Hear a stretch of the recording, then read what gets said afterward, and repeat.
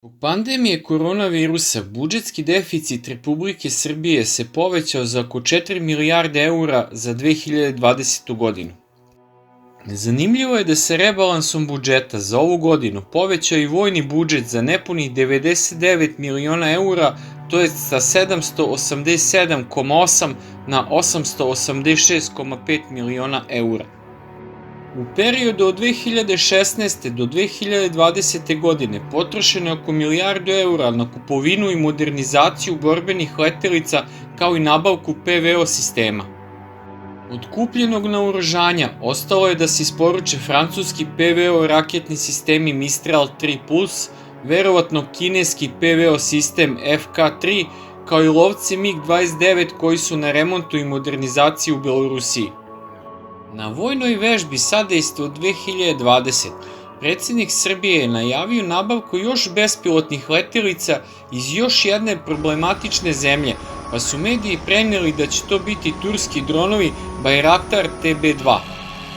Kako srpska delegacija do danas nije otputovala u Tursku, upitno je da li će se ta nabavka realizovati. Pre svega jer je Turska pod kanadskim sankcijama na uvoz Wescam optoelektronike kao i Rotax motora za ove bespilotne letelice.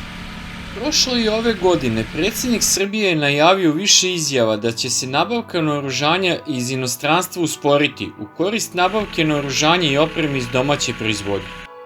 Što se tiče modernizacija postojeće tehnike, najznačajniji projekti su početak modernizacije tenkova M84 na nivo AS1, a kasnije i na nivo AS2, kao i modernizacija guseničnih BVP-a M80A na nivo AB1.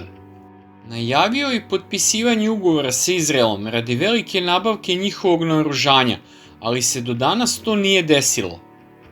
Ono što je izvesno je da će do sledeće godine najviše nabavljati naoružanja za kopnenu vojsku, kao i da će se postojeće naoružanje modernizovati.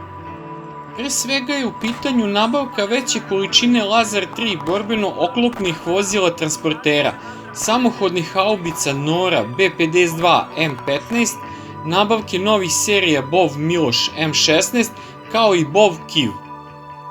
Počeće se sa nabavkom RAP vozila M20 za prevoz pešadije.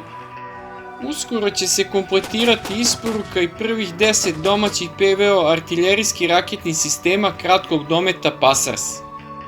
Takođe će biti modernizovana i samohodna haubica 2S1 Gvozdika, ugradnjom sistema za upravljanje vatrom i navigacije radi povećanja preciznosti. Nastavit će se sa digitalizacijom višecevnih lansera raketa M77, a u naoružanje će biti uvedeni višecevni lanseri raketa Morava i modularni oganj. Molim za vaše mišljenje koliko će se snaga Vojske Srbije povećati s obzirom na njeno dalje naoružavanje i modernizaciju.